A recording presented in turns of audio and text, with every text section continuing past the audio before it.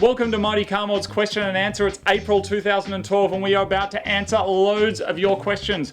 Now, Mighty Car Mods is proudly supported by GFB, Recaro and Just Car Insurance. Just thought we'd throw that out there because those guys support us, so if you have an opportunity, please support them. Martin.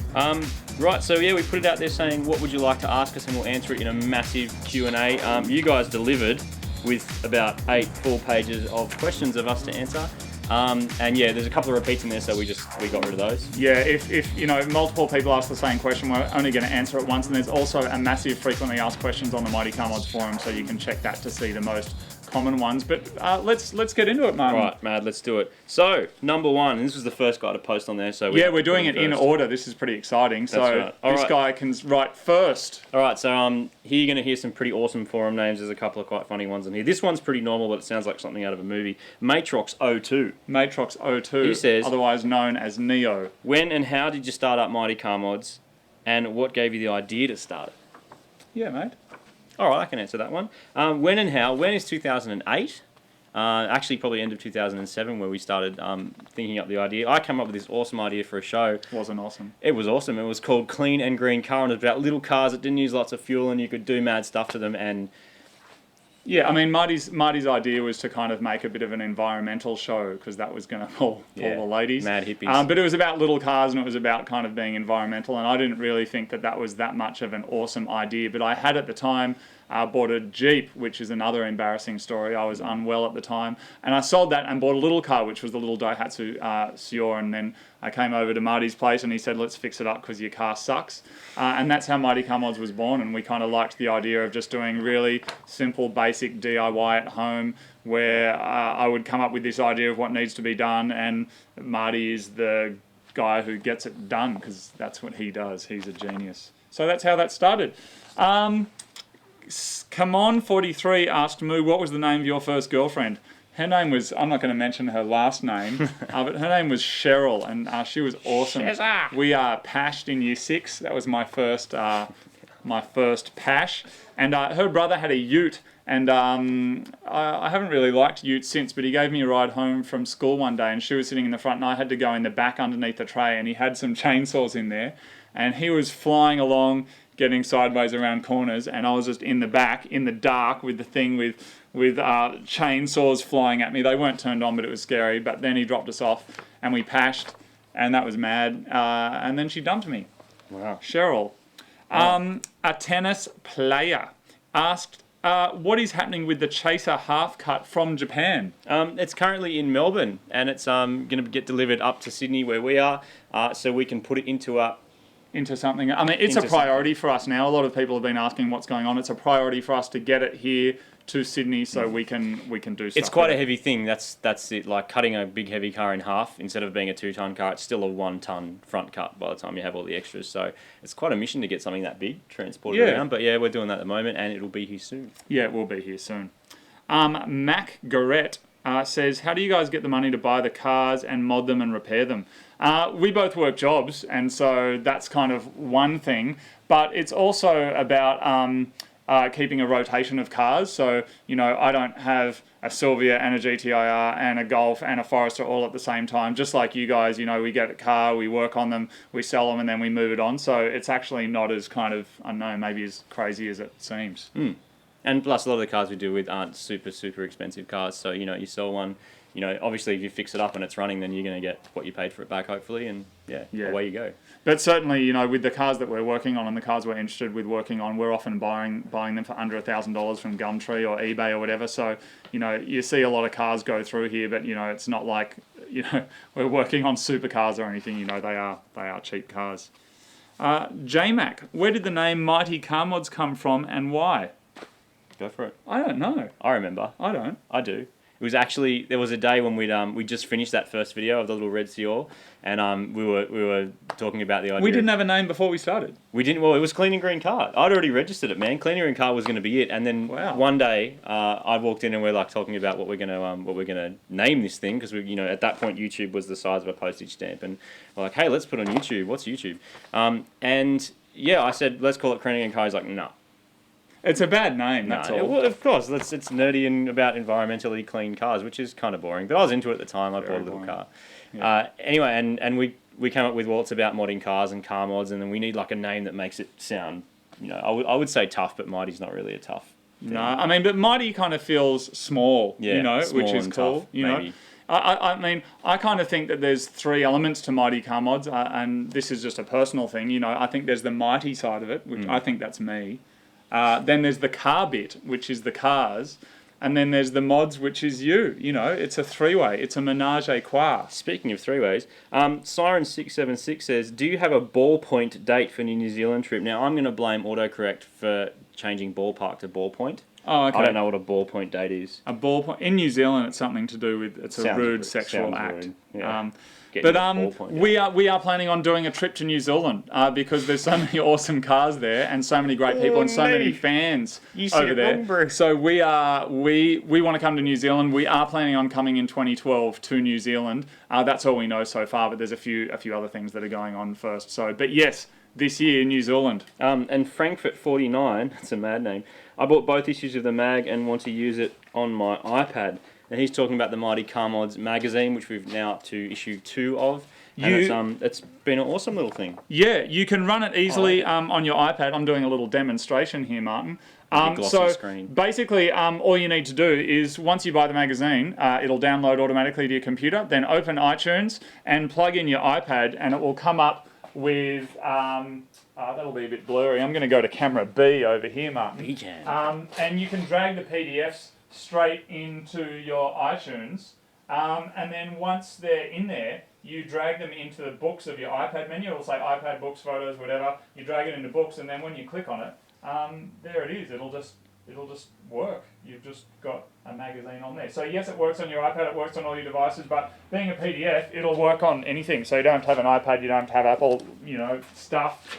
You can do it on anything you like. Yeah, it's awesome. Awesome. NATP, how do you guys go sending parts, wheels, etc. from Japan to home, and what did it cost you? What did it cost you? That question makes me Quincy squid. A little bit, and when we had to get our wheels here, we had a real deadline because Auto Salon was coming up. In a week. In a week, and we really needed to get our wheels here. So even though those the rims that were on the show car only cost $30 or $40 each for those Rays wheels, to get them here I think cost about $650 because we had to get them here, really quickly.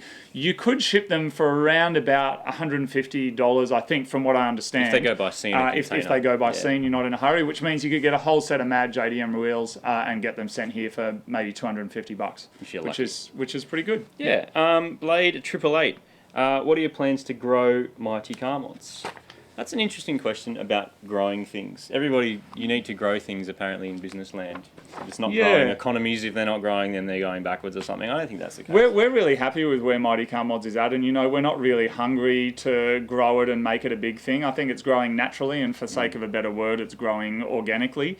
And I think a lot of people have this real drive of how do I make things bigger and how do I make it better, and I've got a YouTube and I want more people and more this, and there becomes a kind of a certain time where you just say, what is it that you want to be doing? And what I want to be doing is just hanging out with my best mate and working on cars and doing stuff like that and making videos. And from the very beginning, if people watched it, then that was awesome, but if they didn't, that was fine as well. So we don't really want to kind of grow the show and in terms of like that's our drive.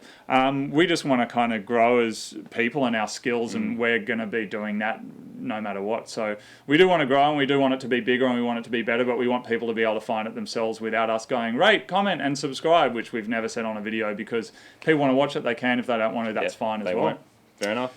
Noswolf. No, mate. First we got Jenga. Oh, Jenga. Jenga, he's the guy that bought our show car from us, the original green Meanie. And he's gone to town with it. He's made his own ECU and done all sorts of There is a mad thread on it on the Mighty Mods forum, worth so check it out. Very worth checking out. Thread. Martin, there's a warning on the camera there. Yeah, it's because it's got... Movie recording's been stopped automatically. Yeah, that means it's got to the end of its thingy, I'm pretty sure. Alright, I'm just going to start it again, Martin. We're going to leave everything else right. I started it again, and it's going. Cool, alright. Everything's fine, Martin. We don't need to edit anything. Leave it all in there. Alright. Jenga, cool. Will we be seeing any footage of the Recaro factory tour you guys did when you were in Japan? How did he know that we did a Recaro factory tour? I don't know, maybe we told him. Yeah, maybe. His car once had Recaros in it. So. We are going to be showing some awesome Recaro stuff. Recaro have come on board as our most recent sponsor. They're an awesome company. They've been around for so long building cars and building seats and doing incredible things, and we had a really fantastic opportunity of going to Japan and going through the factory. Hello Bianca, and hello everyone else at Recaro Japan. We're going to be showing you guys that. We got some exclusive awesomeness that's coming your way. Serious skill goes into making the those YouTube things. screen. Nos Wolf. Nos Wolf. How much time do you guys have after work like that to make videos? Because there is less videos than last season.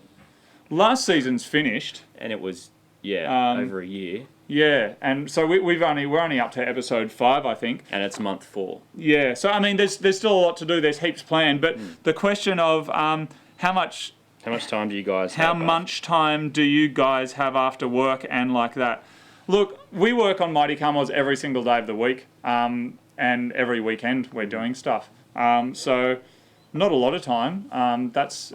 I'm doing it every day. Marty's doing it every single day. It's a lot of work just kind of running the forum and coming up with ideas and organising parts. And the interesting thing is that when we feature a car in an episode, we've got to buy the car, register and insure it. The same way as anybody out there that's ever bought a second-hand car, you know how long it takes to research and put that together.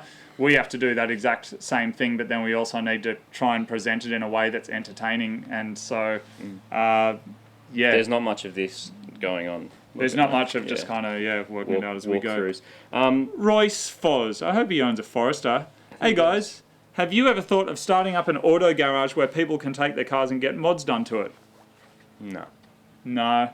You know, I think that fundamentally changes things as soon as money's changing hands to do mods. And I think there's a lot of people out there and probably a lot of people watching Mighty Car Mods that want to do that. And I think that would be an awesome job. But it's not what Mighty Car Mods has been about for me. And because neither of us are mechanics, qualified mechanics, then it means that there's this whole extra level of, kind of working on people's cars that I just don't think I'd like to do it to someone else's car. We might break it. And the other thing is you do the mod and you're like, you don't actually get to enjoy it yourself, which is kind of the purpose of doing it yourself, to get in your car and go, isn't this awesome? And we like kind of sharing that vibe rather than going, hey, look, you put that thing in and now the car's gone. Yeah. For me, anyway. Obviously, we need workshops and we need mechanics, and it's thanks to those guys. I mean, where would we be without them, But Mighty Mods is just about doing simple things at home, and it'll never be a shop where you can bring your things. I mean, not with us working at it anyway, definitely not me.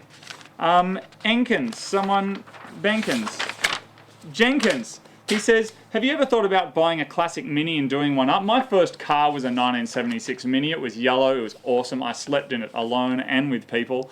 And I loved it. I would love to buy one day. Yeah. I don't think I would kind of just buy one and fix it up though as a restoration. It'd like maybe a Mini with an SR20 in it. That might get some Euro people unhappy. But that's what I'd like to do. It'd be quite nose heavy. Fuse the worlds. No, I'm into that. I'm into the world fusing. I would like to make some gnocchi sushi. Mr. Sheep Moose says, what is MCM's favourite sleeper to work with? Favourite sleeper? I don't think we've really... Jenny was yours. Oh. I don't think we've really... Is that a name? I don't think he's talking about people. Yes. Cars. Sleeper cars. My favourite sleeper to work with is a Forester at the moment. Nobody looks twice at them. Everyone thinks they suck. Yeah. No, we'll get there. What's your... Oh, that's... Okay. When can we expect the front cut? Oh, we've got to get the front cut here. We answered that one. 720 Ben. He's called that because he likes jumping and doing 3 twirls. 2 twirls make that. How did you guys first meet your contacts in Japan to assist with importing and going to the auctions? That's a mad story. Steve King. What a champion. A lot of people that we've met and a lot of the contacts we've made have been through the show. We got a random email from someone saying, hey guys, I watched the show. Steve King had bought a Mark IV Golf GTI and he'd seen that we'd done an episode on it, and he just got in touch with us and went, hey, I'm in Japan. I work here. It'd be really cool to do something together. And we wrote back and went, that'd be great if you can organise, an itinerary and things to do. And sure enough, he did that. And later on, we were there in Japan with him. So that's how that came about. I think his nickname was Funster, which I was a bit worried about, but it turned out to be fine. Funster 440, Funster, I think his what does that name even mean? I don't know. Hi, Steve. Hello, Steve King, and welcome to Australia, mate. Dude, this is a good question. Jay Donnelly, can you cook food on your engine while you drive? Like, he gives an example, like put a sandwich between 2 bits of metal and then at the end of your drive have a toasted sandwich. Let me tell you a true story. One of my first jobs was driving the Barara Waters ferry, and there used to be a guy driving there... a boat just like now? Yeah. Wow. I was driving a boat. Yes, I was entrusted with the safety of 15 cars and up to 50 people, Martin. Wow. That's a big deal, No, man. I'm not saying I was it, 8 it's years awesome. old. I was a little older than that. Anyway, there was a guy there. I won't say his name in case he has the internet down there. I highly doubt it. I don't think he could string 2 pieces of string together. Anyway, he had no teeth at all, and he laughed silently. I've never seen... It's like you say a joke and you go, oh, and that's why the Hyundai crashed into the wall. And he'd go... and all you'd see is no teeth. Anyway, he used to bring meat wrapped in alfoil, had a big diesel engine downstairs underneath the cabin, and he used to put the meat on the diesel engine in the morning, and it'd take 4 or 5 hours, and then he'd cook his diesel-y meat on there, and then he'd eat it, and it worked. I never wanted it. I never wanted to go near his meat. Oily meat. It works. You can do it, yes. Big Zed wants to know if there's any chance of doing a TRD laser-styled Commodore or Falcon. There's quite a good chance that that'll happen. I don't know, TRD laser style... maybe. Yeah, maybe. more like TAXI style. Well, say no more. DJ. Oh, I like DJ. DJ's the one who organises the massive meets that close down suburbs and then gets people on other forums upset because Mighty Car Mod's got too big. Here's some good questions though. Where did Flurpy come from? A very long way that way. You did. And we met one day because I was drifting around the corner and then the whole world went into slow motion bullet time and Flurpy appeared there and he said... And I thought that was the best thing I'd ever heard, and we've been mates ever since until I bought the Forester. It's weird because three rainbows appeared like simultaneously, like intersecting. Most of them coming out of your butthole. Which can only happen when there's unicorns around. Do you regret Rake ever loving it? Rake regrets it. I think it's... I reckon it's great, and he quite often does love it. He doesn't show it with his face, he's quite a loving man. How many episodes have you got planned this season? Heaps. We've got heaps. I don't know, usually we do 20 or something, 15 or 20. What's the biggest car-related thing you regret? I regret selling my March Super Turbo at least once a month. It's just a cool little car and, they're rare and whatever. But, if I hadn't done that, I wouldn't have got other cars and all that other stuff. So you shouldn't really regret things like that, I don't think.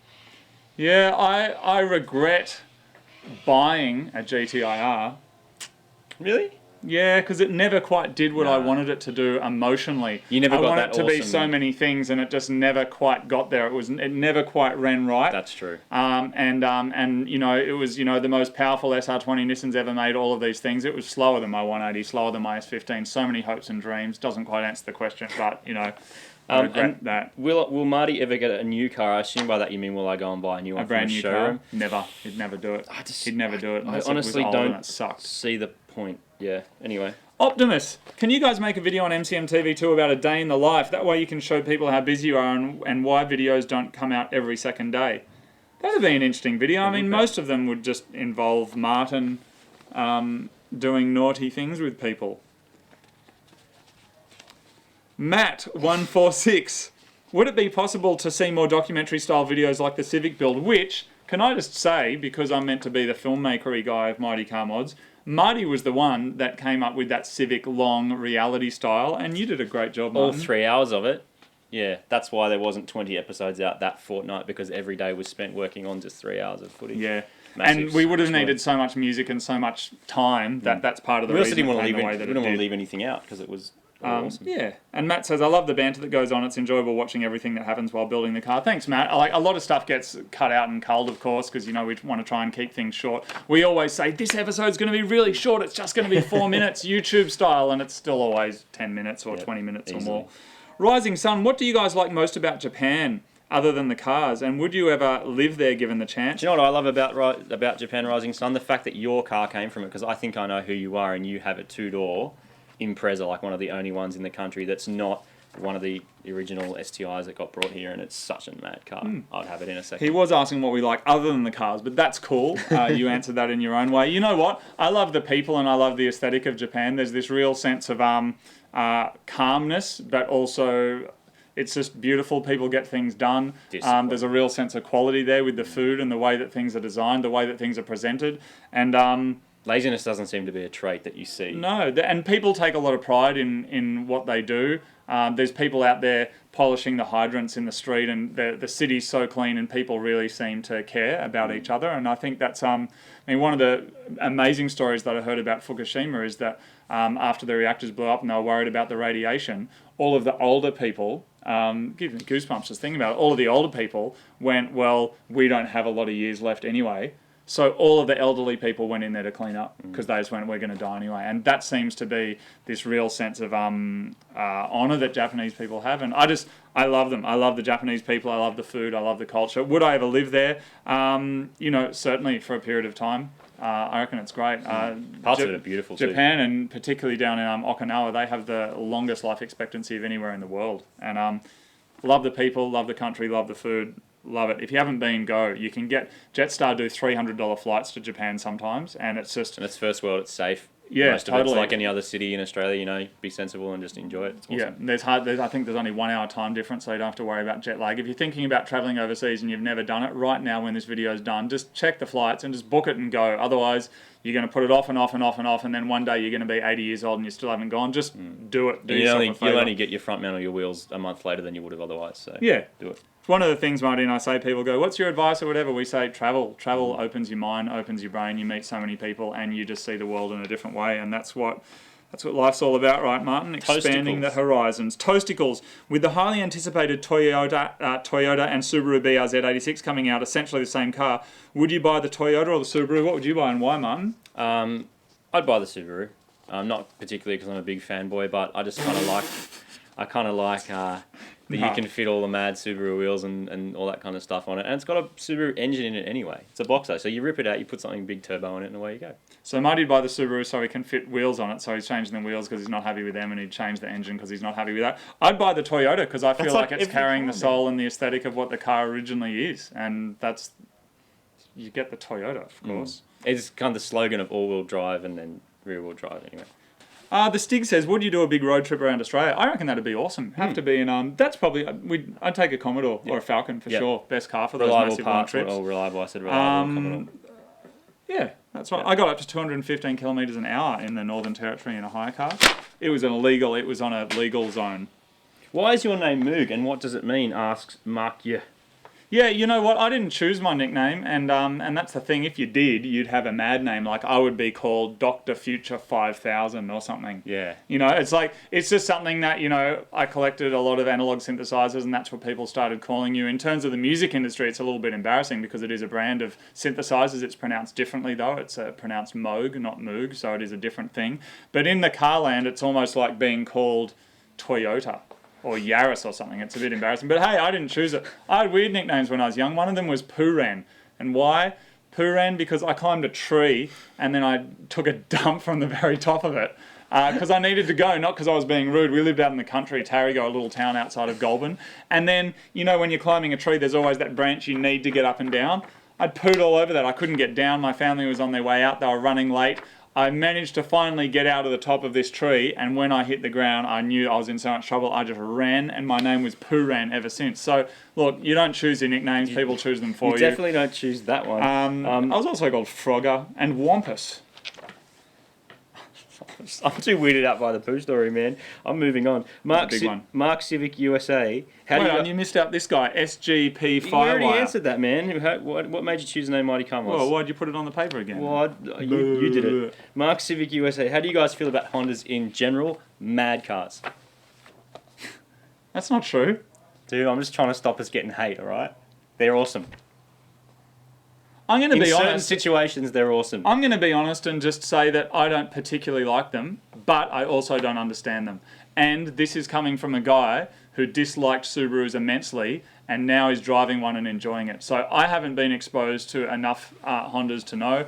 I'm not into the Honda community. I don't understand how the tuning thing with our Civic people, like the wheels are meant to be smaller and this is meant to be bigger. And I just thought, wow, like it seemed to me, and maybe this is with all scenes, that there are a whole lot of, but particularly the Honda scene, there were all of these rules. It's like, it has to be this, it has to be that, it has to be that. And I felt that, that was my first exposure to the Honda community, was a bunch of people telling me how my car should be, and I found that strange. Mate, you know what? Maybe it's because they're actually good, though. See, my issue is I got lent a Honda Accord maybe 10 years ago, and it was so good, because I was driving crap Geminis and things, and I got given this Accord for a week by a mechanic, and he just, just drive around in that. Yeah. It was fast and comfortable, and it handled, like, all these things, and I kind of got out of it and went, now I'll go back to my crap car.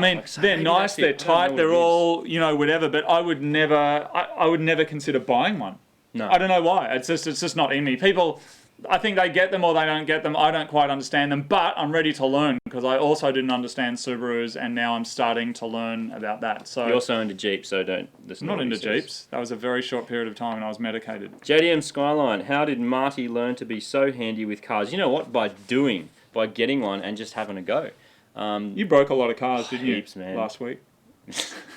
Yeah, well, since I started working on them, but yeah, I got interested about age 16 and got one for $300. There's actually an article about that in our magazine, if you're interested in that. And Episode 2, issue 1 or 2? Issue 2. There's one about, and it's funnily enough, the story's called Money Pits, so that should give you an idea of what happens to your bank balances when you are interested in cars. But it's a really good way to learn. Just buy a crap one if that's all you got the money for, and just get into it. Get out there, buy some tools, and start messing with them, and that's how you'll learn. I think there's a lot of stigma, particularly with the really cheap cars that we're working on with Daihatsus, and people judging you and going, oh, you're working on a Daihatsu, so therefore you're not really into cars. Car image that exists. The things have an engine, they've got wheels, you work on them, you break them, then you work on them, you break them, that goes on, and then eventually you buy a better car. I wouldn't advise anyone to get their license and buy an S15 straight away, because they're going to kind of go, wow, something's wrong with it, I don't know what's going on.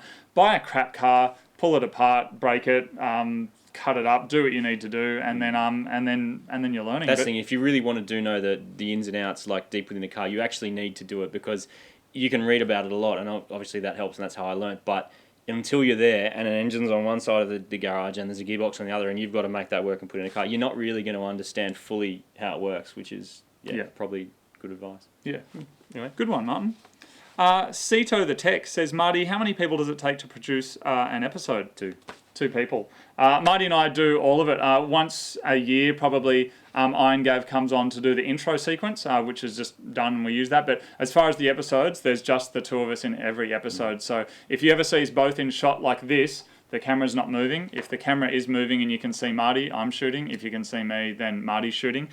We do have occasionally, a couple of times a year, we have some people come and help with the actual mods, which are mods from the forum. So that might mean, helping with engines. So that's Mechanical Stig, Mouseworks, Rake, Faceplant. Mostly because of, a big part of that is because of timeline. Many hands make light work. Yeah. And they're all experts in their own field. But yeah, we both do post-production too. So certain episodes Moog will edit and some I will, and yeah, where it goes. But yeah, pretty from start to end, from coming up with the concept and then coming up with the mods and doing it, it's literally the two of us is everything.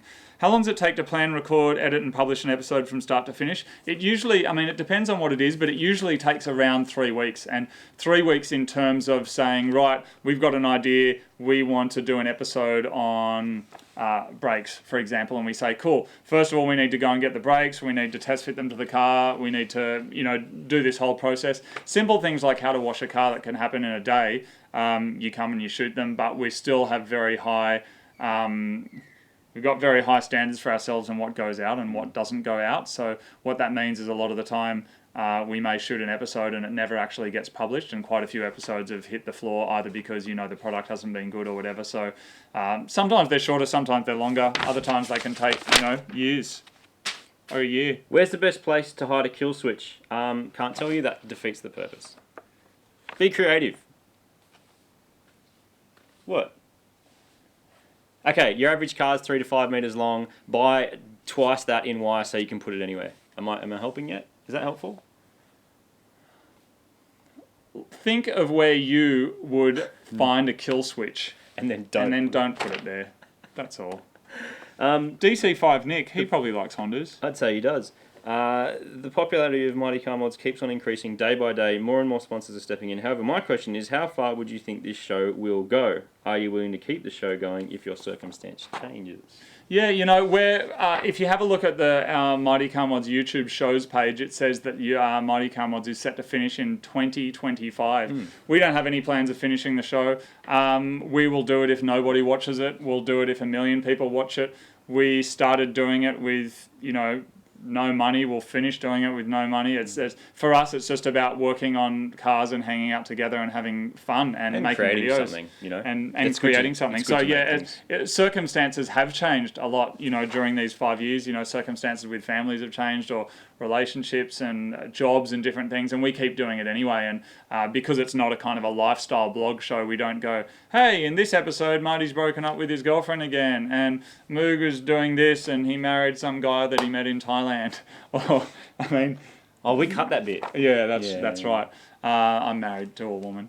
So, circumstances do change and things change, but we keep doing the show anyway, and we will for the foreseeable future. At the first moment that it's suddenly not fun and we don't want to be doing it, then we'll stop, but that's not going to happen. We'll do something else. We'll go travelling around the world and do something cool. On, like, postie bikes or something. Timmy, does Flurpy prefer Marty's car or Moog's He hates Forester? both of them. He loves mine. Oh, does he? Dude, it's a Subaru. Oh, He come hates on, them. man. He has a Subaru tattoo on his butthole. You named? So that he can poo on Subaru regularly. Who named? Have you ever been... And he has a Nissan logo tattooed on his uni-willy. Uni-willy? Yeah. Have you ever been or planned to come to the United States? Yes, I've been. I've been. Yes, I'd love to go. I hired a black convertible Mustang and rolled around like I was awesome. I wasn't, because then I realised that over there they're like MX-5s. I drove around in some Dodge thing. That was perfect name for it. It's like 4 cylinders and the slowest thing. Seriously. Yeah, wow. It was not cool. On the wrong side of the road. Wrong side of the road. Yeah, right. Right side of the road. I have been. I was there. I was in New York working on music with the same guy that does like Britney Spears stuff and things, and he was cool. But I was also in San Fran and LA and meeting up with some friends there, and we're keen to come back and we want to shoot some Mighty Car Mods in America. A question that some people have is when and what are we going to do? We don't know, but yes, we're coming to America, and yes, it's going to be awesome. You guys have like space shuttles and museums full of big things that we don't have here, so that's pretty exciting for your average root Aussie. beer. I love root beer, Martin. Root beer. You can buy that. It's the here. only 2 things you need. Right. I like this guy's username. It's Nom Nom. Speaking of root beer, do you guys think you will ever print a hard copy of the magazine as opposed to the PDF version which we have? You know what? If it gets popular enough and we are looking to the stars, then we're hoping that you'll be able to get it in your local newsagent like any other magazine. For the meantime, while we grow it from the beginning, it's PDF only because the costs are too prohibitive. To make a print magazine costs tens and tens of thousands of dollars to actually print it and then get it distributed. And, we're a little show, we're a little indie thing. Not great for trees either. Get an iPad version. What were your first jobs? My very, very first job was selling eggs. We had chickens and I would collect the eggs and I would sell them. And after that, I made fairy floss for an amusement company for kids. I was a kid myself. My first day, they picked me up at 5 a.m. I got home at 7 at night. They handed me my pay. So excited. And then they handed me an envelope and the envelope tinkled. And I thought, that's a bit weird because I've been working for 14 hours and shouldn't it sound more like this, And I opened it up, there was $27 in it for a whole day's work. I was getting paid $2 an hour to make fairy floss. I was getting paid $15 an hour to sell Apple computers when I was 15 and 9 months. Is that your first job with Mac? First job, yeah. Wow. And it was a weird thing because people would come in on the weekends, these designer guys in the city, and they'd learn and be like, hello. I'd like to sell you $20,000 worth of computers. Funnily enough, that's when Macs were not popular. And if you'd spent the same amount of money on a Mac and bought shares, you would right now be a millionaire. Wow. That's a fact that upsets me because I was selling them. I could have just taken one and swapped it for shares. I was making fairy floss. You were selling computers. That's an interesting thing, isn't it? I knew a bit about them. It upset some of the customers, being told that they were wrong and didn't know stuff. But anyway. All right, Azure Glade. It sounds like he smells nice, doesn't it? Azure Glade. Glade. Sounds like you plug him into the wall and he spurts things out onto your face every now and then. Oh. What do you think of the Eastern Interstate Highway races? I don't know what that means. I would like to know more. Let us know. Yeah, what do you think of the Eastern Interstate Highway races over in the US? I'm assuming there's people racing across the highways. I don't know about that. I'd like to learn more. Do you know about that? No, I don't. Tell us more. Yeah, totally. Jordan, did you guys ever expect Mighty Car Mods to be as big as it is today? Did you ever expect a Mighty Car Mods meet at T-Way to have 300 plus people? I didn't have any expectations. Yeah, I'd love a ginger beer, Martin. Thanks, mate. I didn't have any Oh, it stopped again, Martin, over there. Lucky we've got multiple cameras, Dude, Martin. it's ginger beer break. No, I'm going to keep going, Martin. Oh, no, that's what I mean. Like, the camera knew that it was time for ginger beer. I never had any expectations about what Mighty Car Mods would or should be, and I still don't. So it means that there's lots of really exciting awesomeness, but there's not this disappointment of by this date next year I want 500,000 subscribers. I didn't have any expectations of what it would be. I'm constantly surprised and amazed that Mighty Car Mods has grown as much as it has. People and like I hope it. it continues. Awesome. And So cool. we had a great time making it, and as long as you guys like watching it, that's awesome. Cheers, Martin. Bundaberg. Hi guys, I'm from Canada watching this show. I wish I wasn't. I'm not sure what that means. But hopefully getting my license this Thursday, and I was just wondering is it worth it to import a car from Japan to here and possibly make it into a drift car? No, I'm going to say no, Martin. No, it's not. Well, because if you're just going to import a car from Japan to make a drift car, I reckon there's probably local examples. I don't understand the Canadian market really, but when I would import a car from Japan to Canada is if you want like a really awesome car to drive around in, something unique, something that's cool. But drift cars probably don't have a really long lifespan. And from what I understand from speaking to people from Canada, getting a car from Japan to Canada is a really big deal, much harder than it is from Australia. So, look, I wouldn't recommend it, but if you've got the time and the money, then I would consider it. Mighty Car Mods Magazine issue 2, I've written a feature story on buying cars from Japan, and it's got a price breakout as well on what it costs. So Mighty Car Mods Magazine issue 2, get it from the shop and read that, and then that'll give you some. Your question is it worth it? Probably not. Go find a local dealer, go talk to people who import them, talk to other people who've done it, and see if it's something you can do. Because if you can, then yeah, sure, do it. I don't know how to say that. Sweet Cell or Cute Cell or something. Cell. What do you guys think the best part about the whole of Mighty Car Mods is? Hanging out with your mates and doing stuff to cars. I think we've. Yeah, I reckon so. I mean, I love that it's a little. It is actually. I don't really like the word scene. It's not something that we're kind of really that into. But there is definitely an awesome sense of a community. And what I love is that when there's people who watch the show, and we find that they're meeting up with other people who watch the show. There's a massive North American meet, and people are just getting out and they're doing things. Life's more than a screen. It's more than an iPad and a Facebook page. And when a YouTube video gets more depth to it, and instead of just being a video, it's a whole bunch of people meeting and working on cars and hanging out. I love seeing that. Yeah. Me personally, I think, my favourite thing about the show is that there's this thing that, once a week or whatever, you can get together on the driveway. The rest of the world doesn't matter what's going on. It's just you, it's cars, you're hanging out with your mates and you're making stuff, and that's really, that's really and cool. Inspiring people to do that and seeing it actually happen is Yeah, I think, it's probably something we could talk about for a while, except certainly for me, Mighty Car Mods is not about red calipers. It's not about making videos that just show you how to do something. In fact, I'd say a lot of people that watch the show may not have cars. Thumbs up if you don't have a car. Or they may not do the mods, but Mighty Car Mods is not about doing those things. Mighty Car Mods is about going, there's things you can do, just go out and do it. And maybe that's to do with cooking, maybe it's to do with travel, maybe it's to do whatever. But Mighty Car Mods is hopefully just about going, hey, you don't need heaps of money, you don't need heaps of tools, you just need some mates and some time, and you can do something. Yeah, creating something. Awesome. Noodle wants to ask Moog, honestly, Nissan or Subaru, and what was your first impression when you got into your Forester XT? My first impression when I got into the Forester was a little bit of excitement, but it was also a little bit of disappointment. I hadn't really driven that many Subarus before, only in Japan, where I got in trouble for changing gears like a Nissan driver. Apparently you can't change gears fast. I did mash it a bit. There was probably a bit of anger there. But in all honesty, Nissan or Subaru, my heart is with Nissan. That's what I feel most comfortable with. It's what I feel most honest with. It's, the crew that I kind of know, and I've owned so many of them.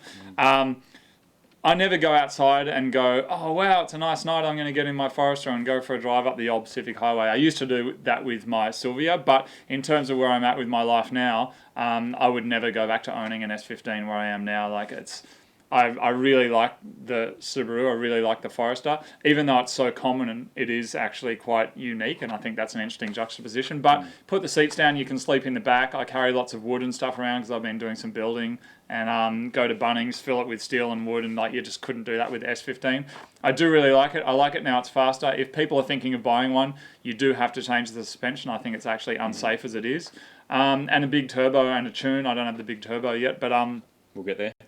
We'll get there. So yeah, Nissan or Subaru, look, it's always going to be Nissan, but I'm really happy driving a Subaru, particularly because I was always going, Subarus are crap, and I didn't actually know, like most people, I was talking rubbish, and it was time to just be honest, and I'm really enjoying driving around. I didn't lie in bed when I was a kid and go, one day I can't wait to have an SUV. That didn't happen. But, and he wants to know now. He wants to know, since when were you a Subi boy, Martin? I remember when that actually happened. I'd had all these Geminis, and I think I had Geminis, which got me hooked on little crappy cars, and then I had a Mitsubishi Cordia, which was turbo, and the turbo bug hit real bad. They're real slow, aren't they? They're not fast, but they feel fast because of the power band, because it's so laggy, and then there's all this power, which is not much power. But yeah, the bug bit then, and I started thinking, well, I want the best of all these worlds. I want something with traction. I want something that's fast. I want something I can put things in, because I was playing in bands and wanted to put amps and drum kits and things in it. And I kept coming back to Subarus. At that point, you couldn't get Stedgias or any of these other Jap wagons for much money. So, for cheap. So, it came down to looking at Subaru Liberties, and I really, really wanted to get the RS like the one I've got now. But back then they were like close to $20,000, and as a uni student, that wasn't going to happen. But I found a one with lots of kilometers, and that's when I got over that whole thing of not buying a car with high kilometers, because it was awesome. Yeah, that's one of the funniest things that we have when we're looking for cars now, is that I'll go, oh, that's got 280,000 kilometers, and Mo's like, oh, that doesn't matter. It's one of our...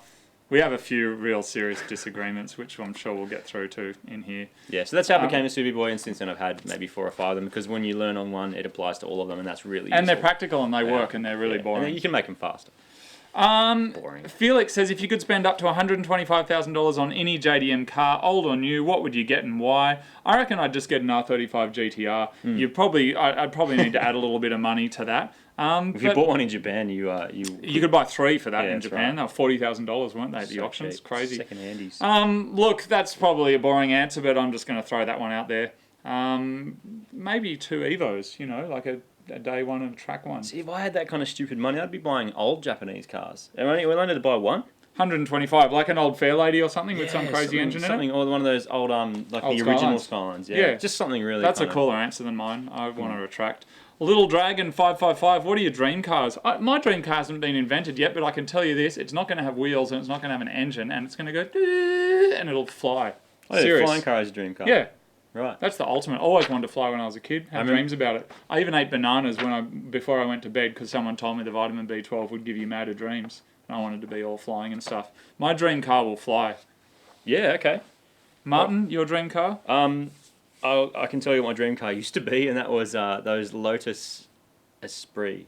Oh, really? Those really mad 80s boxy ones when you're watching James Bond movies, and he's like, shooting people, and, ladies love him and all that kind of stuff. And he's driving around in a Lotus Esprit with rocket launchers. I've since learned that they're not brilliant cars. Wow. Lotus stands for lots of trouble. It's a flower, man. Wow. I just think it looked kind of cool in a weird old 80s way. I feel like I can just see a Lotus. That was cool. My dream car. Now I have no dream. I don't know my dream car, so that's fine. Zig says, when did your love of cars begin? Why did you choose a 1JZ? Why did we choose a 1J? We wanted to. That's all. We just thought it was cool. We thought it was time. It's Toyota, and we had only Toyota stuff, so why not? Right? And it was there and available. When did your love of cars begin? Lego, Matchbox cars, age 2, 3, whatever. Yeah. I remember one of my earliest memories in life, back in Tarrago. How are you, mate? I remember getting a cardboard box, cutting wings out of it, gluing them onto my skateboard, and going, I'm going to frickin' fly, and going straight off the end of the balcony. Really? Yep. I made cardboard. That's where I got this scar from here and here. Oh. But anyway, I loved like car-y bike things. I made cardboard box cars. I didn't know how to put engines in them then, but yeah, they were like little ones with windscreens mounted to Glad wrap and stuff. Fat Boy, that's F with an @ symbol, boy, says, can you be the executive vice chairman of the Flurpy Alliance? You'll have to ask Flurpy himself. Flurpy has a Facebook page, and it's not us. Yeah. I don't know who runs it, but you need to ask him. McFly160, that's a name in reference to you, I think, Martin McFly. Maybe. He says, would it be totally ridiculous of me to ask if you'll ever come to America and put together a meet here in New York? That's not ridiculous, and we're going to do it. Great idea. T- now, that's an interesting thing. He says, Moog, what's the tattoo of the circle on your wrist for? It's just a reminder. It's a little it's like a post-it note of life. I have to remember something, and it's just, you could write it on your arm. People write their kids' names so they don't forget. But I just needed something to remind me, and so there it is. Bavin Palmer, if you guys get an offer to be the host of US Top Gear show, would you accept it? I really suck at American accents, hey. I just wouldn't do it. Yeah, I don't care about accents. I don't think I'd get through the first casting somehow. Wouldn't do it. That camera stopped over there. I'm going to camera B, Martin. Do it, man. I'm going over here. Air, AAIR, says, how for art thou daytime running lights, thy be cool or thy be not? I believe that is the question Shakespeare was on about. Need a new card. I'm just going to say no. I don't like them. I don't like what they do. I don't like what they are. I don't like what they look like. I don't like that they've become something that everybody thinks they need to put on their car. I just don't like them. I don't agree with them. Marty, daytime running lights. Daytime running lights. I think they waste electricity. All right. So your answer's no? I don't like them because they waste Yeah, electricity. I don't like them either. Done. Someone called Mate says, hey, MCM, me and my friend want to open a garage in the future like doing things that you guys do, things that other people don't do. Any ideas on where to start? Yes. You know what I'd say? A lot of people have an idea in their lives. They have a bit of a kind of a thing of, when I finish school or finish uni, I want to do this, I want to fly planes, or I want to join the army, or I want to do something or other. And they often don't have an understanding of what that's actually like. So my advice would be that you two cameras again, Martin. I think so. Yeah, you can check that one there. What my advice would be is that you start for just, even if it's just 1 hour a week, just start doing what it is that you want to do. If you really want to open a garage, then get some tools, set it up at home, and then just start working on cars. Even if it's 1 hour a week, 2 hours a week, or on the weekend, you might find that after doing that for a year, that your idea of what you thought that job would be is maybe not what you thought it would be. Certainly, I think it would be really hard work, being a mechanic and opening a garage and dealing with people and dealing with the business, and hard physical work. But it's a job that I have a lot of respect for, and obviously there's a lot of guys on the Mighty Car Mods forum, moderators like Milk Chicken and Mechanical Stig and Faceplant. They're all real proper mechanics, and I have the utmost respect for all of them, but it's hard work. And one point that Moog made in there about getting tools, that's probably one of the most important things. If you're going to equip yourself to do it, so I would suggest getting out there and buying some. Yeah, look, get the things that you need to do it, and then I would just start doing it.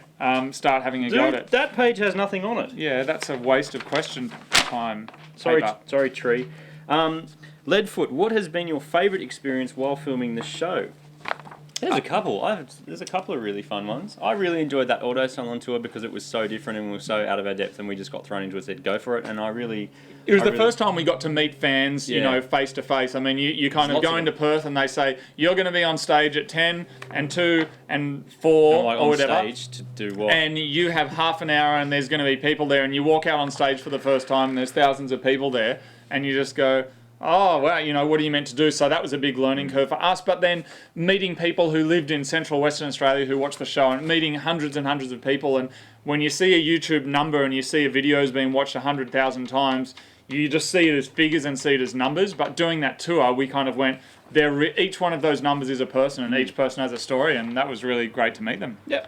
And there's lots of others. I loved going to Japan. That was awesome. And as far as episodes are concerned, I love the zombie car. That was a real The zombie highlight. car was so fun. It's not our most popular episode. The show car was probably the hardest thing, I'd say. That was so much long time and so much build, and it finally hit us particularly towards the end, that this actually needed to go to a car show and stand up against things that in were real proper life show cars for $4,500, and that was really hard to do. But and probably our least popular episode, which was one I really liked as well, was our DeLorean episode. Yeah. I mean, it was just to have access to one of those cars, and that was a lot of fun. Massive thanks to Matt Riley who lent us that. I love doing that. It was just great. We were dressed up. We were riding around in this car. People were coming and asking us questions. It was wild. Why aren't you guys very into the Toyota and Mitsubishi scene? That's a simple answer. We don't own them, but I wouldn't say no to owning one. I'm not into one of them. I'd have either of them over a Honda. And again, I don't know why, but I would own either of them over a Honda. Who was that? Down Under? That was Leadfoot still. Leadfoot still, But yeah, sorry. Down Under wants to ask you, are you going to make any more songs with Mark Augustin? Yes, Mark Augustin is the guy who, the rapper who appeared on the Sydney, JDM style tuning video, was it, that you filmed? Yeah, it was. He's from the San Francisco Bay Area. He's a rapper there. We got in touch because he heard Collide. He'd seen that in a tweet from someone. And then he just made his own version of it, put it on YouTube with him freestyling on it. It was awesome. I got in touch. We said, let's make a song.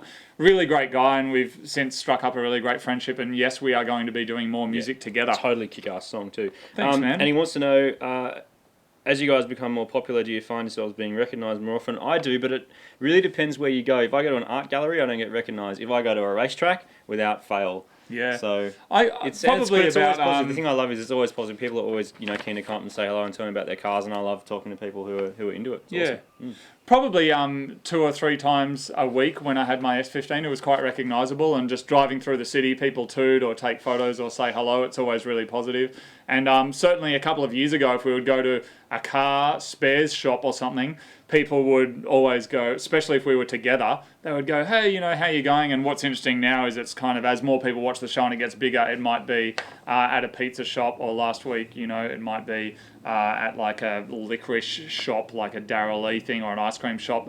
There's a lot of people watching it. There's 300,000 people a week, and more than half of them are in Australia. So you've got 150,000 people a week watching it, and it's good. It's all positive and it's great. I like saying good day to people. It's probably cheaper to go and buy a pizza for $10 than to spend 5 years making a YouTube show so that you get a free pizza. That's cool. You get free food? I got a free pizza. I got free ice cream. Did you? Yeah. I got a free, but man, it was Thanks so for good. That was cool. Thanks everyone.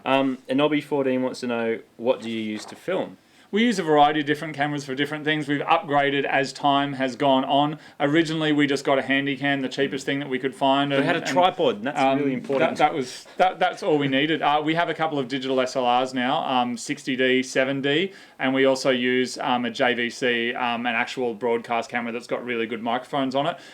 The most important thing, I think there's two really important things other than understanding how the camera works in terms of actual hardware. Tripod, really important. Nobody really wants to watch handheld stuff. It's used in a lot of art house films as an aesthetic in itself. YouTube, no one wants to see this stuff, get a tripod. And the other thing is that people will forgive you for visual that doesn't look that good, but if sound's not good, they're not into it. So you can go and get, like, say, a Rode video mic, a stereo video mic. I recommend that one. Search for that. Costs $200 and you'll get proper audio. So a tripod and good audio and knowing how to use your camera, you'll be in business. And you know what? There's so much information out there. Just do some research. You can just pull the thing out of the box and start playing with it, and you may get a good result. A day of doing some homework on basic technique, and it'll be so much better. Make some videos for some friends. Go and do a wedding videos. We've done wedding videos and baby videos and car videos and things. When we want to try a new technique, we'll sometimes try it in the show, but in between, we'll meet up during the week and we'll spend, good example is the Forester episode. We were using a crane for the first time, or a jib. So we went out 3 times first to different areas, trying different cameras, different settings. You've got to weight it down the back with big 10 kilo weights. And so you just get out there, practice. And I think a lot of people buy a camera and then just want to make a hit YouTube show straight away. You need to practice, that's all. It's just an instrument like anything else, won't do anything unless you know how to use it. It's a tool. The Dogs Bollock wants to know, I'm asking, is it worth doing the big 3/4 upgrade? I have a feeling you're talking about car audio stuff.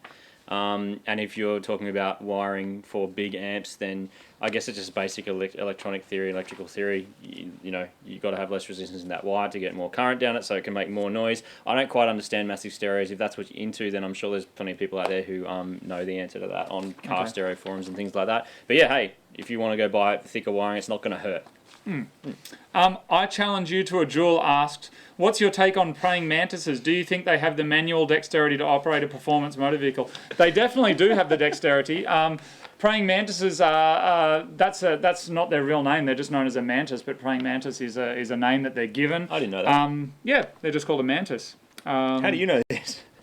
Dude, I know all sorts of silly things. But the interesting thing about praying mantis is that they only go out, or they mostly go out at night time, and they're attracted to lights. So that's like a lot of P-plate drivers, Young people. And the other thing is that they're quite aggressive. So I think that would be scary behind the wheel. And they're so aggressive, in fact, that they do fight a lot, and they're very territorial. And the breeding process of praying mantis is quite frightening. They do exist in that space called sexual pseudo-cannibalism, which is where the female praying mantis will bite the head off the male praying mantis while they're copulating. And the reason is it makes his body respond in a way that's better for the release of the sperm, so that it's in the best interest for them to procreate.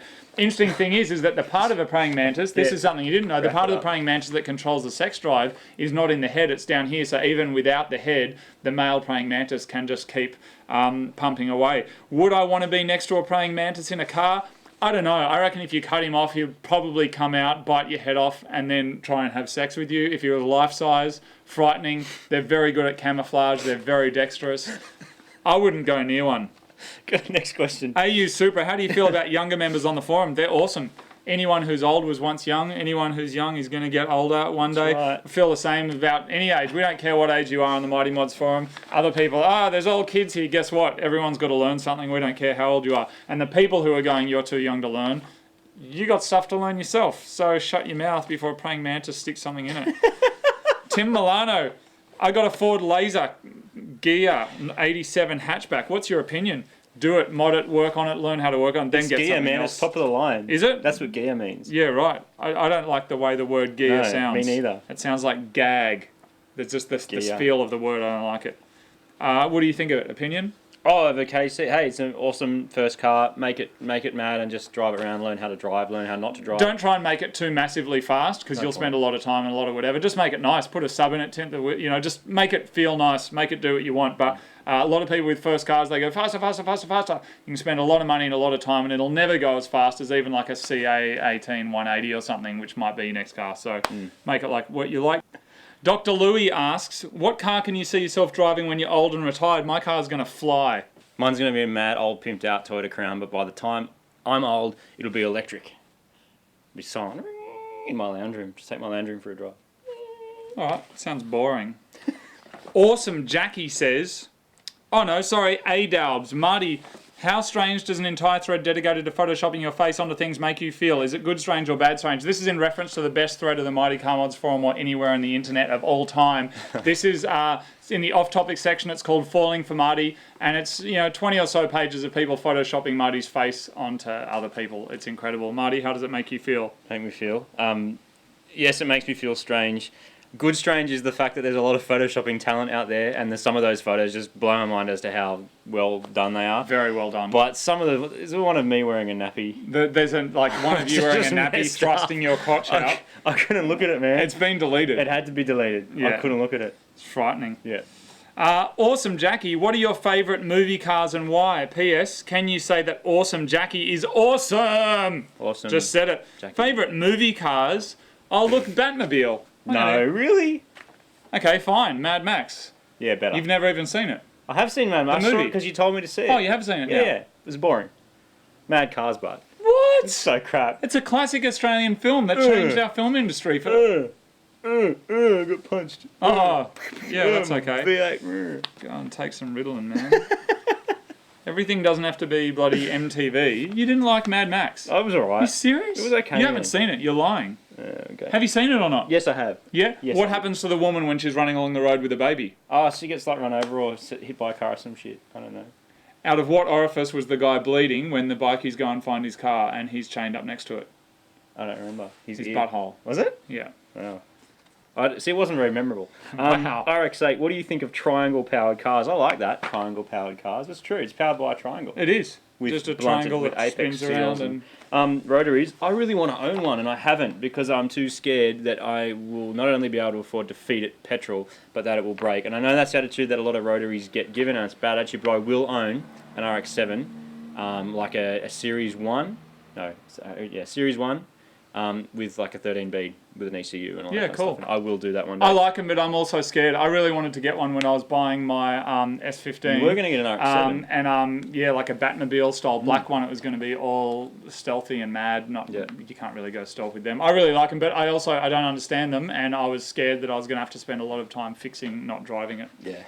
So The Wiz, Moog. I love your music. Do you have plans to release more chilled out dubstep type of songs? Yes, I'm always going to be releasing music, and yes, the answer is yes. DevZ, how do you both become such bosses? I'm not a boss. I'm trying to learn from Marty and Mechanical Stig and those other geniuses. Oh, to be mechanically boss type like? Yeah. Man, we have so Marty's many a questions mechanical to go. boss. We're going I'm to have not. to speed this up, man. Let's speed it up. All All right. right, I'm going to run this thing like this. All right. Here's how it's going to work. Kenty, can you make an uncut version of one of the Auto Salon videos and video featuring music's portable music device? I think, does that mean your CD player that we made? Yes.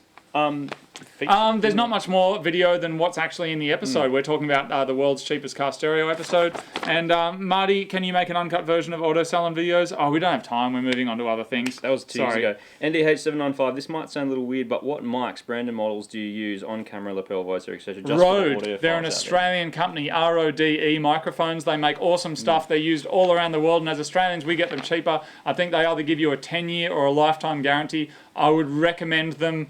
I would recommend them. They're made in Sydney. Originally were made in Rode around Silverwater. We don't have to rush too much. But We don't really. Actually, we don't have to rush at all. Let's just calm down, man. I'm getting all stressed. No stress. All right, well, Lucas, Lab Japan, mad. Lab Japan, check that out on Japan. The winner of the most recent Mighty Car Mods video competition. And he's also in the second magazine with a cool article about Japan. About Up Garage.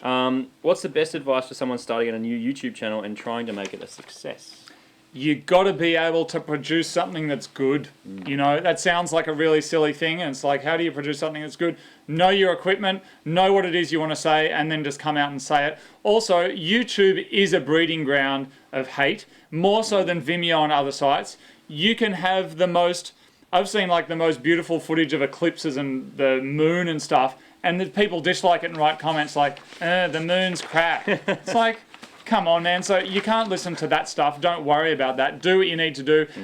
One of the things that a lot of people say is you need to release things regularly and every 2 days or every 3 days. That might be fine if you're just sitting in your room pointing a camera at you, but if you're going to be working on cars or doing film projects, it takes you time. It takes you a couple of weeks to do something good. So here's what I would say. Make good videos. Do them consistently.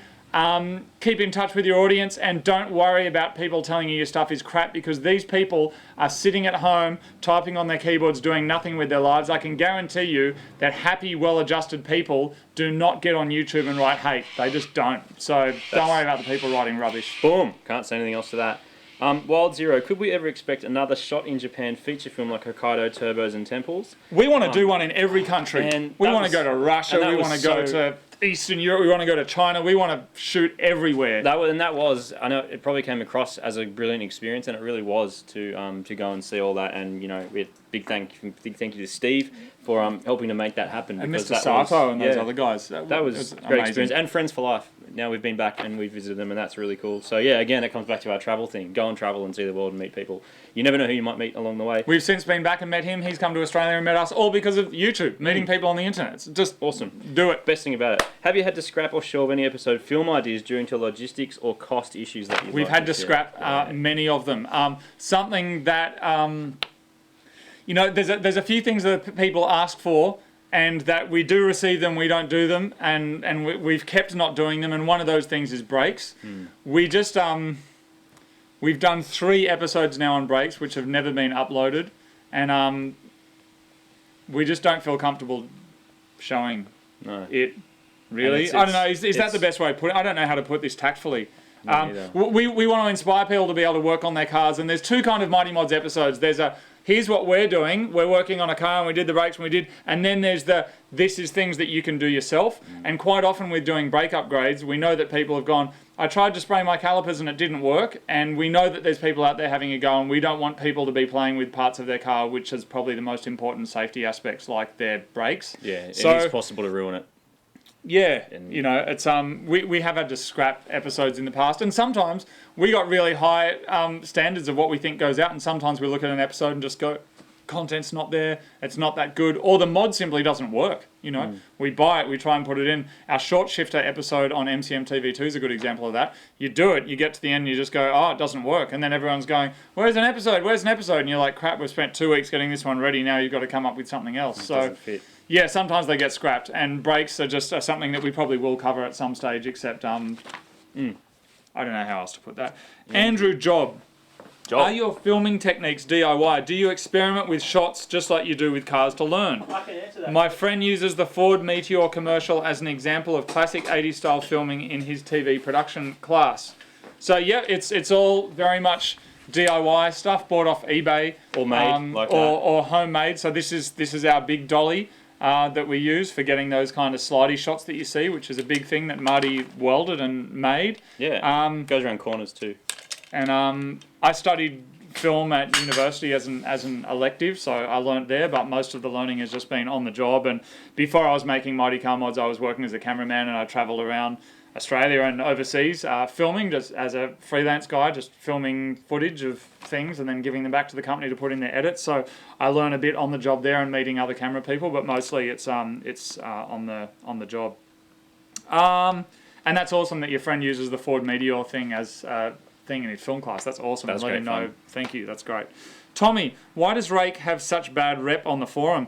Kids get upset when they get banned. Kids are spiteful creatures. And they press that little button that does the reputation thing, and they give him negative numbers. I didn't even know we had a rep thing until recently. He's as unrep as you can be. Oh, really? He's like full bar of red. Yeah, that's because he's the truth. When Yeah, people it is. get the truth reflected in their face, they see fear there, Martin, and they get upset, so they respond with anger. Deep. I like it. Liberated. How did Flurpy cope with the news of Moog selling his Nissan and buying a Subaru? His Oh. little unicorn dangled down, a little bit of juice came out the end, he flew off, and I haven't seen him since. Does he still hang out with you guys? No, he's betrayed. Username Supra. Who can fit more stuff in their car?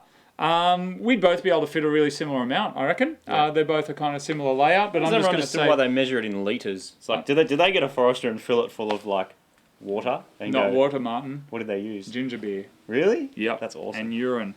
Why is the turbo on Marty's car red? Good question. Someone thought it was a good idea to spray it with red paint. As in that model or just your specific unit? My specific one, because you can take the cover off and paint it, and they did. I think it might have been rusty or something before I got it. So yeah, it got cleaned up. It's a VF23, by the way, for any turbo nerds out there. Cool. Supra also asked, did a My Family sticker come stock with Moog's car? That's funny. Yeah, it did, and it was of your mum for some reason. Who's been pulled over more? We've got full licenses, don't we? Yeah. I got pulled over when I was a kid, a bit. Yeah. Just once or RBTs, twice, but I wasn't doing randoms. anything really bad. Nah. I mean, I didn't steal it, just wasn't mine. Just don't drive like a dickhead. Yeah. Yeah. Don't. You don't need to. 4AG Kid 19, do you plan on having a meet and greet cruise in Queensland? Definitely we're going to do that. When and where, I'm not sure. We're going to need a local person to sort that out for us. If you're in Queensland, you want to organise a meet, I think there is one very soon. I'm going to this camera over here. There is going to be a Queensland thing soon. Check the meets part of the forum. Then we might be able to be there, or at least give you some support. Oh, Martin lost his beer. All right. SH30RB. I reckon he's got a new Forester with an RB engine in it. Any plans on doing... They're called an SH, my U model Forester. And it's a 3RB, but okay. I hope he does. Any plans on doing an episode solely on getting more power out of an NA engine for us P-platers? Yes. Yes, that's coming, and that's going to be big. Rads, will you guys ever come to the Northern Territory, aka Subaru Land? Yes. We want to visit every state on a national tour of modding madness. Super Turk, what did you guys study in uni, TAFE, VCE? I studied music full time. I have an honours degree in music. And Martin? I did sound production and audio engineering. Yeah, Marty's an acoustic person. Doctor. Nerd, soldering stuff. Iron Gav, that's not really Iron Gav, is it? No. We forgot this person's question and miswrote it. Sorry. Someone says, can you please tell me what Iron Gav does for a living? I'm interested in what he does and aspire to do that kind of work. Can you tell me what the name of the industry is, the job itself? Iron Gav is the one who makes the graphics for our intro. He studied industrial design at university, and he's now the head of the graphics department at Fox. He knows lots of good stuff. Chalk Soldier, whose urine was used for the headlight cleaning episode, and what happened to the Brave camera that We're tried not going to protect answer that question of whose urine that was. Dude. Next one. Dude. He asked the question, I'm gonna man. punch you in the penis. This is Q&A. Dude, this is Q&A. You can't... Come on, man. We're wasting who's- a thing. Who's wasting what? Disk space? Just come on, man. People are getting bored. They're not, man. It was my urine. Okay, good. Mirko1, do you ever think do you ever buy an old Mercedes, BMW and Mighty mod it? Yes. No. Oh, come on. Really? Yeah, you can do it. I'm not going to do it. Yushi06. From It which would be mad, dimension? though. It would be good. I'm not going to do it, but I'll help. I'd love to, yeah. Yeah. From which Let's see if dimension you of the actually do universe? it. You'll be driving a Prius before that happens, I guarantee you. You're so full of crap. First you say you like Hondas, now you're buying a Mercedes. You're such a dickhead. From which dimension of the universe did Flurpy We emerge? promised we would tell the truth. The 7th. We promised we would tell the truth. We are telling the truth. You said you liked Hondas and that you were going to buy an old Mercedes. I liked a Honda, and I will buy an man. old Mercedes because they're awesome. Almost did 2 weeks ago. Not a lie. Yeah, well, I was there. What? The old Mercedes we were going to buy, but it was rusted out. but it was rusted. We were going to buy, and that's why I said when somebody said, would you buy one? We haven't bought one yet, and I said no, but maybe we will. The answer's yes then, we might. Probably not. From which dimension of the universe did Flurpy emerge? Yushi wants to know. The 7th. The 7th, good, okay. Chunk351, when will you work or mod a serious American-based car? I don't know what a serious car is, Martin. We're not in America. Yeah, well, You know what? The answer is when will we? When we're in America, Oh, yeah. we will mod a car that you can't get here. That's what it was all about with Alto Turbo in Japan. It's like, you can't get them here. We'll work on it there in the country, local workshops. When will we do it? I'm only going to question the idea of when people say it's a serious car, because to suggest something's a serious car suggests something else is not a serious car. I don't really know what that means. Who decides it's serious? In America, though, we'll do it. We'll be there and we'll mod a non-serious or threatening American car. All right, Celtic Boy, if you could meet one person, dead or alive, who would it be and why? We've had this question before. I would go and visit my grandpa down in Melbourne. He's still alive and one of the most inspirational people that I've ever met, and he's awesome, and he drives a Crown, and he's awesome. I'd like to meet James May. He's in his 90s. He's learnt how to use the internet. He's learned how to use cameras. He's still releasing CDs of all of the songs he listened to when he was a kid that you can't get recorded anymore. He's recording them on a DAT and making a CD. My pop is the best. Yeah, champ. Love him. He drives a Crown, dude. I know, brown one, isn't it? Brown awesome. Interior. In the back, this is something I'd never seen when I was a kid, where the ashtray is, the cigarette lighter in the back, you fold it out in the middle of the two seats, and there's also a radio control, a volume there, and so that the passengers can change the radio. And I used to do it when I was a kid, and I feel sick about it now. He actually took the car back to Toyota and said, my radio keeps changing all the time. When he told me that, I felt so bad. I was like, Pop, it was me. I'm always pressing the button and changing the radio. But you've got a volume control, an AM, FM button, and then a thing to light your cigarette if you want to kill yourself slowly. Yeah, totally. Kerpo, if the two of you in a club, who do you think would pick up the most girls? Marty. Yeah, probably. Snow, what is the worst car in the world? A Holden Chimera is the worst car in the world. Daewoo Matiz. And the Daewoo Matiz. I've owned both of them. Both of them ended up not in a good place. Daewoo Matiz, I think Australia and only one or two other countries are the only countries in the world that allow them. They don't even have a one-star. They are terrible cars. They're terribly unsafe, and most countries have banned them, yet you can still buy them here. Daewoo Matiz. I'm going to go with Holden Chimera, though. They're worse. Holden Chimera, the worst car in the world. They're not terrible. They smell like frog scrotum, and that's true. I'm not trying to be funny. They smell like frog scrotum. All of them, they smell the same. Falcon Tyres, 55. What is Moog's favourite Subaru, and what is Marty's favourite Nissan? March Super Turbo, without a doubt. Love it. What a mad car. I owned a Nissan. People forget this. They think I'm full anti-Nissan. I'm Micras and other... Yeah, and people think I'm totally anti-Subaru, which I'm only partly anti them, and it's not even them, it's the people that own them. Yeah. Like myself. Yoshi Mods rules, we have to say that. I don't know what my favourite Subaru is, sorry. I reckon maybe an MY11 12 STI. How about that? Little hatch thing in black with big wheels and some stance. Hate that word. All new and stuff. Yeah, there was a guy at the last Mighty Come-Ons meet at a brand new WRX, and it was awesome. STI version of that. Mad wheels, mad fat, awesome, new, and some warranty. Fast and safe and all that do. Yoshi Mods rules. Yeah, it does. Asked to say that. Kwang Vyong says... I'm sorry this has gone for so long, gang. There's just so many questions. I'm not really sorry, because you can turn it off if you want. Yeah, they can. Do you want it turned off? Turned off. And now for everyone who's still here, I'm going to tell you how you get free stuff. Yeah, man. Kwang Vyong, Marty can play the guitar and Blair is a composer. Will you guys do a collab? Second season of Mighty Come-Ons, that was Marty playing the guitar and the bass in that. I played the other things. We do collaborate, and we've collaborated a lot. And in fact, there's probably a lot of things that you've heard through your speakers on a thing that have been Marty and I together. Doing things. We collaborate a lot, and a lot of commercial music. That was our job when we first met. Trev, what is your opinion on Commodores? On Commodores, they're fine. You know, the meter keeps ticking and you get home eventually.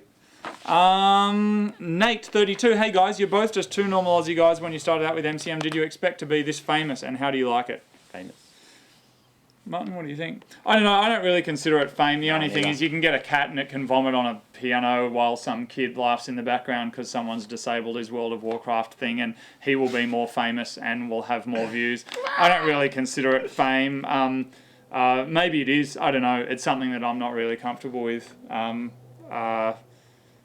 I don't know. I think it's nice to be recognised for something that you're doing when the thing is good. You know, there's a lot of people that are recognised for not actually doing anything. They just exist, and they're like, hey, I earn $1 million because my dad owns a chain of hotels or something and whatever. So I like to meet people and like chatting with people that appreciate that what we're doing is done at home and from scratch, and that's really cool. I really like that. Agreed, 100%. Proxim Pure says, just wondering, I'm looking at buying my first car off car sales. I'm wondering what I need to look for. Boom, Mighty Car Mods magazine, issue 1 has a whole feature on buying second-hand cars. So it's $1.99. Go to shop.mightycarmods.com and that'll answer all your questions. Yeah, Mighty Car Mods forum. There's some sections in there that will help you too. So jump on. Doc, any plans to come to Ireland for a nice cup of tea? To be sure. I'd love to. To be sure. To be sure. Zach Tomps, what kind of music do you and Flurpy like? I like music that's real, music with a bit of honesty. I don't like people who are presenting stuff that's obviously not them. I like people who just go, here's my thing, you might not like it, but here it is anyway. Flurpy listens to music that is so supersonically out of our area of understanding, we'll never appreciate it. It sounds like whales making love played in slow motion and then sped up and bounced off stars. Tommy Twin Cans, in a US special, what American cars would you consider tuning? Don't know yet, whatever someone will let us get our hands on. Old. Neverez, Mr. Moog, do you actually like your Subaru? Yes. I really like it. I do really like it. I get in, I drive it, it works, it's fast, it sounds good. I think it looks good except for the rear tail lights and except for if the front grille is terrible and the front bar is terrible, it looks too amphibious. But as it is now with the current mods, I really love it. I'm proud of it. I think it looks good. I really like it. R35, Fuzzy2308 says R35 GTR versus Lamborghini Aventador. I reckon if it's what would I have, I would have the GTR. I'd have the Lambo, and I didn't think I'd be... I'm just going to say, if someone said choose, I would... If they were sitting there right now and just said, here's the keys, you'd take the Lambo? Yeah, I don't know if I want to own it, but I'd... No, you have to own it. They go, there's the keys, there's the Lambo. Can I still have a little Daihatsu as well? No, I can, man. I made the rules in this particular question. And but you would take the Lambo? Yes. Yeah, and as I'd long as I take can the still GTR own my anytime. Daihatsu. So that's a bit of a summary of what's going on here. Yeah, but that's the thing. On the weekend... No, that's fine. That's good, man. You have that. That's fine. That's a weird name. Fozza B-Bear, on an average week, what percentage of time would you guys allocate to Mighty Car Mod stuff compared to your normal paid jobs, 20, 30%, etc.? In terms of like my full-time job, I work from 8:30 till 6:30 probably every day, and Mighty Car Mods is made outside of those times. So it's hard when people go, make more videos, make more videos. We want our videos to be good. Our videos are not us sitting in a room going, like this. Hi, did you know this, here's something funny. Or YouTube and I'm going to acting. comment on myself, even though I just said something, and that's a bit weird. It's never going to be that. Our videos take some time. It's homemade bread. It takes longer to cook. That's the way that it is. Tasty and steamy. And good covered in butter. And so anytime we're not working, we're working on Mighty Car Mod stuff. You know, anytime we're not doing our jobs. Can we expect to see more mods on the XT? Definitely. We're going to be seeing... I don't know. It's not going to be for a while because at the moment I'm just enjoying it. It's just been boosted. I believe in when you modify your car, enjoy it at the stage that it's at.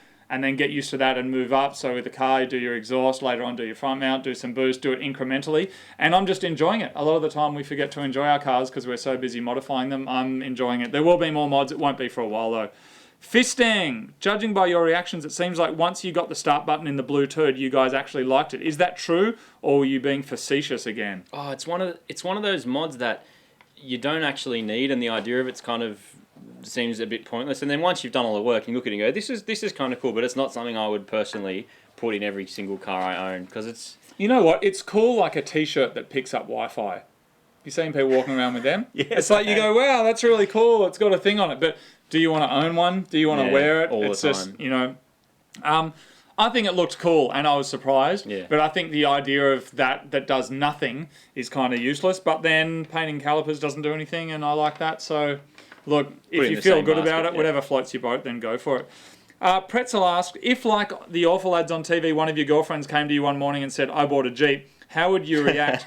Would you dump her on the spot? I came to myself one morning and I had a Jeep. I bought a black Jeep with a soft top on it. I have no idea why, but... From a 180SX. From a 180SX to a Jeep. That was awesome.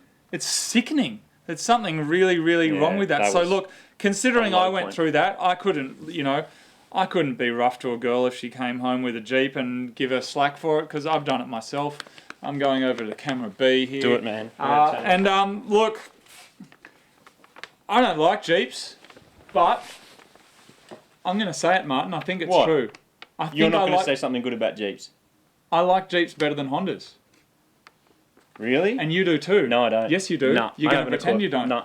In terms of, I'm not talking about the performance Hondas, because there's nothing to whatever. If you had to drive a big thing around, would you get a big Honda or a Jeep? You'd get a Jeep, of course you would, and Jeeps suck. The petrol. Oh, you could watch it go down. Yeah, man. Didn't you get like 180 k's to a tank? And it was terrible. And just, I don't know what was going on there. I'm not talking about performance Hondas. I'm talking about like for like, comparing a Honda big thing with a Jeep big thing. I would get the Jeep thing. And that's pretty bad. Potato sauce. I've got one, only half a page to go. This is so good. Potato sauce.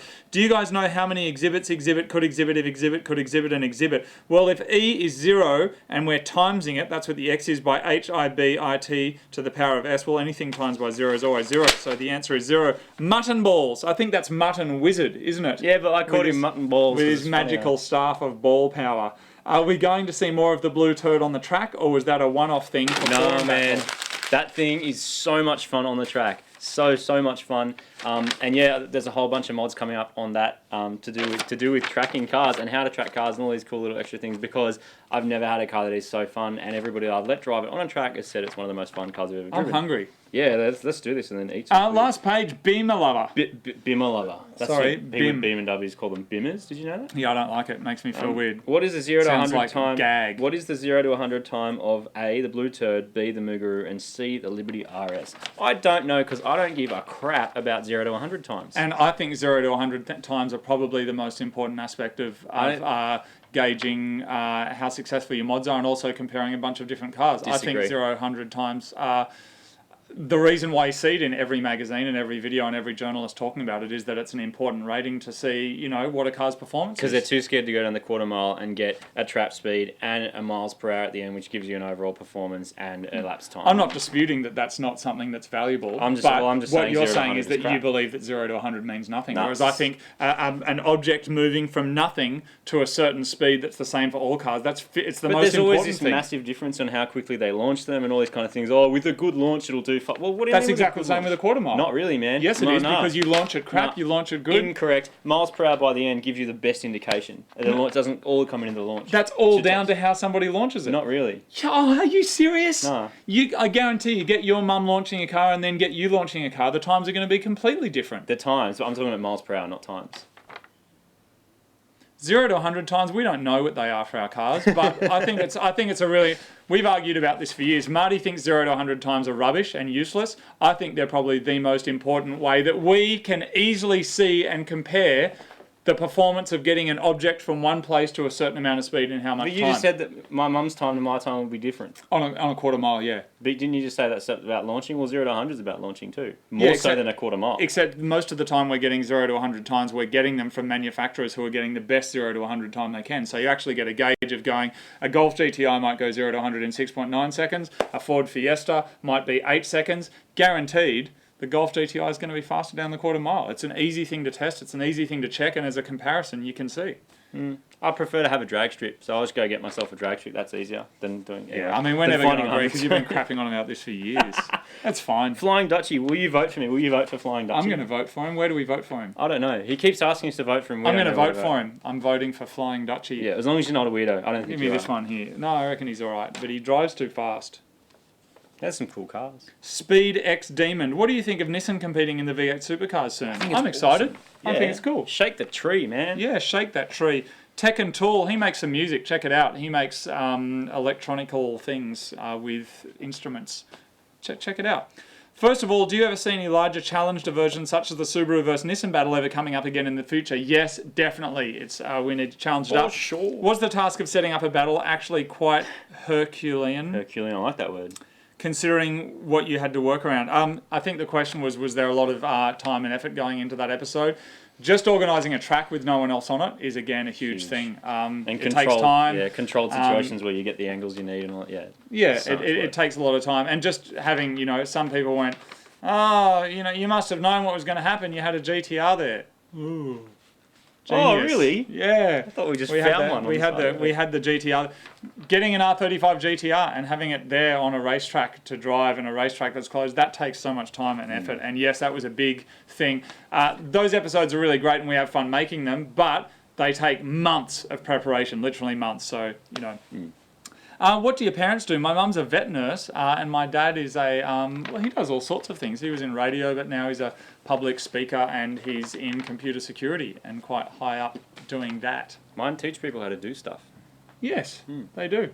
Lots of different areas and things. And Hi.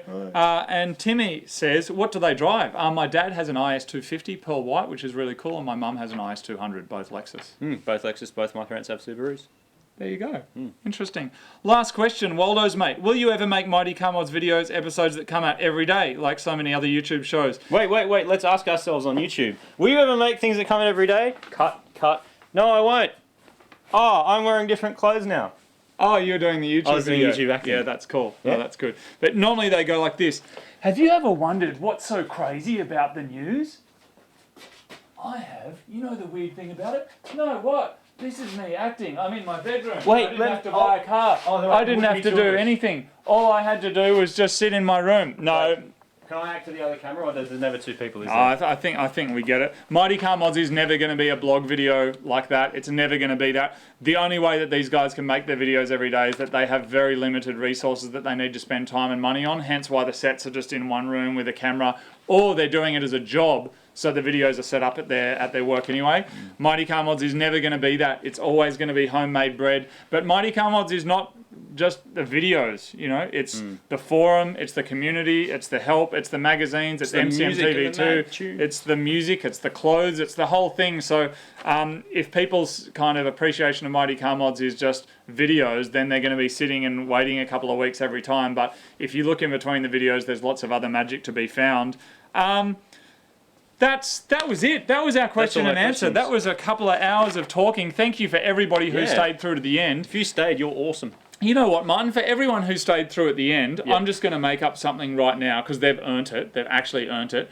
Can we say, if they type in the word 1JZ, all capital, so 1 and J and a Z, we're going to give you 10% off everything in the Mighty Car Mod shop because you're here and no one else knows about it except for you because you waited till the end. 1JZ. Yep. And we'll go and set that up so that works. Stickers and magazines, music. You can download all the music on there in full mad quality and albums and there's shop.mightycarmods.com. Go there. Thank you very much for listening. Thank you for supporting the show. We're going to go and get some lunch, probably free pizza, Martin, if we get recognised. I hope so. You never know. Thanks to everybody who's been watching and supporting the show all this time. Martin, thanks for being a genius. You get things done. Sometimes. Yes. Yeah, man. All right. Thanks, everyone. Bye. Cut.